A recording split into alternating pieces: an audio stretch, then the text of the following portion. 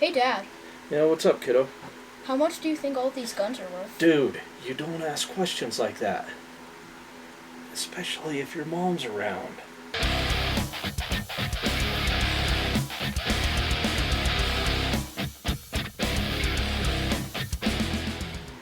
Hey, how goes it? This is Leverbolt 76, I'm Chad, and today is going to be a good one. I've got my entire Savage Model 99 collection, and today we're going to go through it. Alright, let's get after it.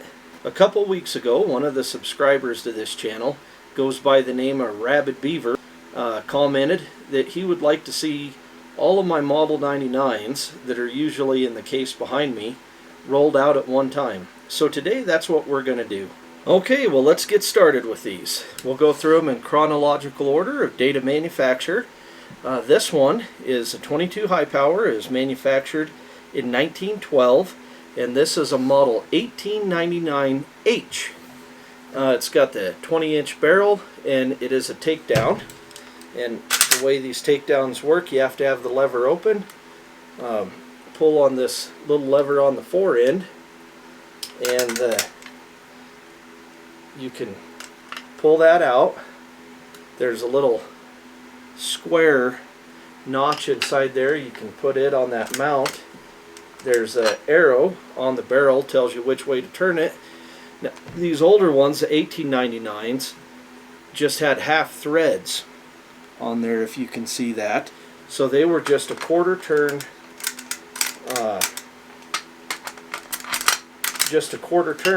to get the barrel on and off. It worked pretty slick.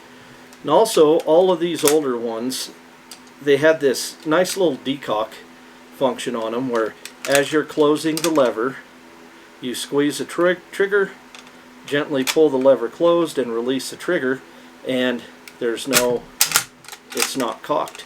As you can see, if you do it normally, that firing indicator is up, letting you know that it's ready to go, but it's very simple just to not do that. So kind of a nice little function they had.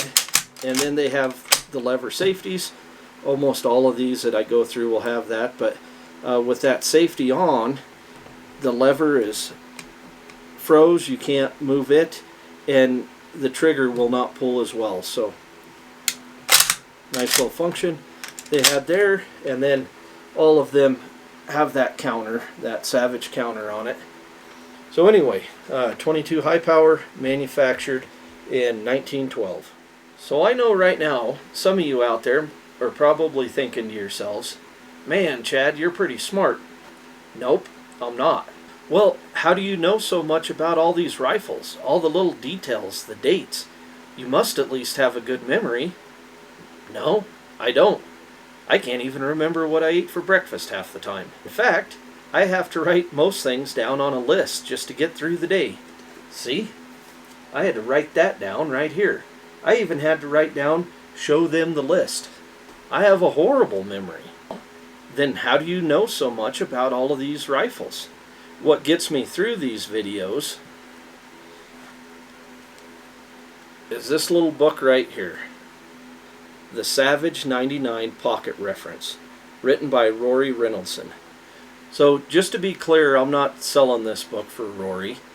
And as a matter of fact, he'd let me know when I asked him if it would be okay if I spoke about his book in my videos. And he said, yes, that would be great. Just make sure you mention the website. If they don't want to buy the book, they can go to the website, which is savagelevers.com, and they can find out some great information there.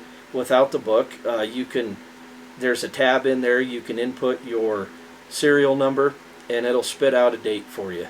If you just have one or two maybe and just want to know a little bit more about the one or two you have, you're not a serious collector, it's a great website. It's a great resource. I think they have some forums or blogs on there that you can get into if you'd like. And then he also has a YouTube channel, Savage Levers, with some videos on that, and they're pretty good videos. So as soon as you get through watching this one, and you like and subscribe to this video, go over to Rory's and at Savage Levers on YouTube. Watch his videos, like and subscribe to those. But I've got to talk a little bit more about this book because it is a good book. Rory didn't even know I was going to buy it from him, and he still, I assume he does this with all of them, wrote in the book, signs it for you with his nickname Calhoun, I guess. And it truly is a pocket reference. I mean, you can take it in and out of your pocket. If you want to take it to gun shows with you, or say you got to go over to Buddy's house and look at one of his 99s for him, it's a great book to have. But the information in it, as far as I can tell, is spot on. He goes from the first 1895s, the 1899s, all the way up to the last Model 99s. There's really good illustrations in here. I mean, page after page of beautiful illustrations, which I really didn't expect in a book this small. I thought it was just going to be text, but there's some great illustrations. He even gives you a little bookmark / business card with all his information on there. Really good book. If you don't have it, if you're a serious collector, this is something you need to put into your library. Now we have the 303 Savage, manufactured in 1926, and this is a Model 99 H V1-2. So these H's are kind of interesting. I cover it a lot better in another video, but they had a lot of, they were a cheaper gun that for guides and such, but they had a lot of different models and variations. This one, the stock's been refinished on it, but it's all correct. It's got the carbine butt plate, it's got the correct Rocky Mountain front sight, rear sight. It has been drilled and tapped, but it is what it is. So Model 99H carbine. So this rifle is a 253,000, manufactured in 1929, and it is the Model E, and it's pre-mill. So there's a post-mill Model E, pre-mill Model E. This is a pre-mill. Mill meaning million. 22-inch barrel on it, straight stock. You've got the metal butt plate with the SVG logo on the bottom of it. Everything else works just like any other Savage. This one's been drilled and tapped, had a scope on it many years ago, I'm sure, before I got it, which was common, but it should not be. Shouldn't be drilled and tapped. So anyway, that's that rifle, and this is its mate. It is also a 253,000.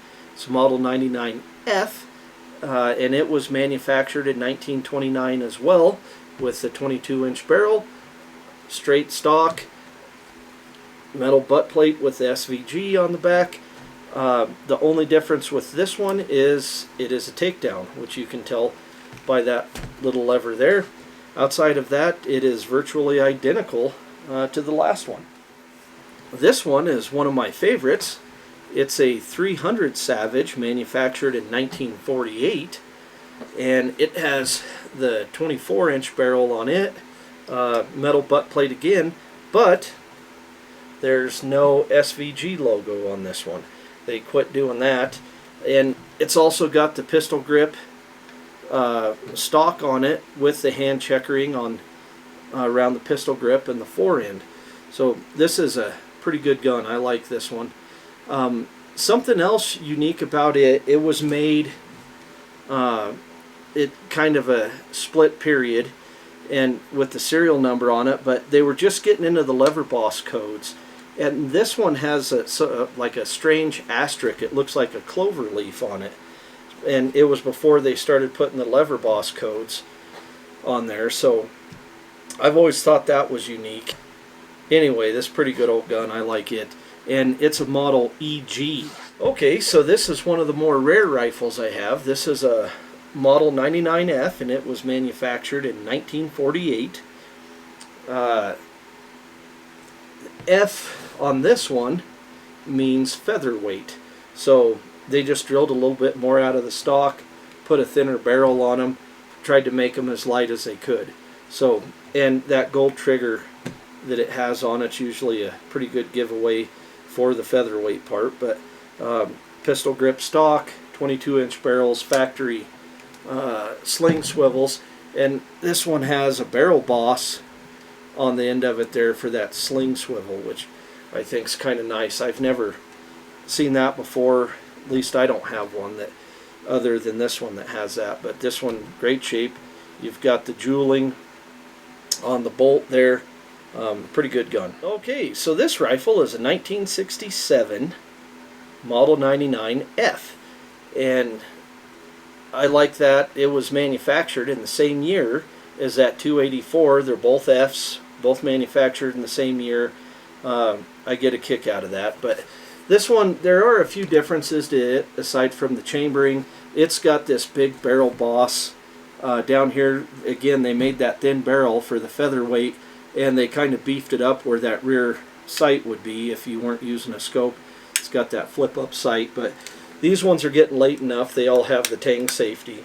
You've got the pistol grip. It's almost identical to that 284. It does not have the correct stock on it though. This is actually off of a Model C, the stock, but it fit really well without any alterations to it. So this was a stock that was in good shape, and again, it's never going to leave my collection. I enjoy this stock on here, so I think I'm just going to leave it. As bad as this thing kicks, I don't know how often I'm going to shoot the dang thing, but at any rate, here's a 358. Alright, and this one is a Model 1895 commemorative, and it was actually manufactured in 1970, and the only chambering it came in was 308 Winchester. Pretty cool rifle. I don't know. It does have a little bit of collector value to it. This one, somebody at some point, it's supposed to have a brass butt plate with a crescent butt plate on it. Somebody cut that off and put a pad on there, which, my gosh. But, you know, I'm sure whenever that happened, there wasn't a lot of... They weren't thinking about the collector value of this thing, but it's kind of a cool thing that Savage did. It's got the octagon barrel just like the 1895s had, flip up sight on it. It's actually pretty correct for the 1895s. They did a really good job. It's got the Rocky Mountain blade sight on the front, a little bit of nice tooling on the action there, but nothing, not a terribly special rifle. But I'll tell you what, I killed a lot of deer with this thing. That 24-inch barrel, I think, helped out quite a bit with it. But oh, and then it's got this little coin in the buttstock there, just the Savage Indian head on it. And so that's a Model 1895 commemorative. Now this is a special gun to me. I haven't done a video on this one yet. I will, but this is a Model 99C, and I'm sure at first some of you are going to say, well, what's so special about a Model 99C? This one is 22-250, and they didn't make a whole lot of those. They're pretty hard to find, and man, this thing is just in amazing shape. Action on it is super tight and smooth. Everything's pretty correct. Man, I mean, it's got some use to it, but outside of that, it's a pretty good rifle. 22-inch barrel. Got your straight 4-power Weaver scope. Just a solid rifle. I know for a fact this scope's been on it since it was purchased, and it's still dead on. So this is one of my favorites here. Okay, so this is kind of a neat rifle. Not uncommon at all. It's a Model 99E post mill, and it's chambered in 243. It has a 22-inch barrel on it, but the difference with the 99E post mill and the 99E pre mill, they're totally different rifles. And that's half the fun of collecting Savages, is trying to keep all that stuff straight. But E meant economy in this instance, so they've got this cheaper fruit wood or whatever kind of wood. They used plastic butt plate on there, pressed checkering. Really not anything too special about them, but man, if you look, the bluing on this thing for an economy model is just great. Still had the pistol grip stock. They did not put the counter on these, however. There's no counter, but even though this is a post-mill rifle, it still has that decock function to it and the lever safety, which they were getting away from, but apparently it was cheaper to manufacture it the old way, I guess. It does not have the tang safety. It's got the flip down sight, rear sight, if you want to add a scope to it. And this one, I have a period red-filled scope on here, so, which I don't know if you remember, but red-filled was a pretty good scope to get back in its day, anyway, before the whole Japanese takeover on scopes. But this is a pretty good rifle. I like this little rifle. Even though it's a economy model, it's still a pretty good rifle. It shoots great. I'll do a video on this one here before too long. So I know some of you Model 99 diehards out there are looking at this rifle and wondering, what in the hell is that? But it is a Model 99C. It's got the Williams rear sight on it.